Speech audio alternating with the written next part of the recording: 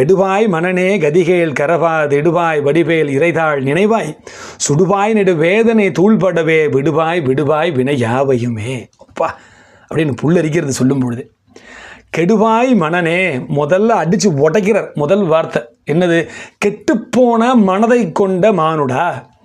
மனம் இருக்கும் காரணத்தினாலே இந்த கால்நடைக்கு மனிதன் என்ற பெயர் வந்தது. நமக்கு தெரியும், விளக்கம் தெரியும்.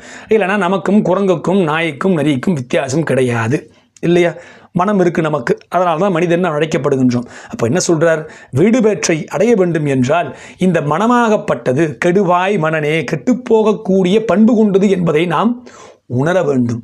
நம்மெல்லாம் சாக்கடைக்குள்ளே நிற்கிறோன்னு தெரிஞ்சாதான் அதை விட்டு வெளில வரத்துக்காக முயற்சி பண்ணுவோம் இல்லையா?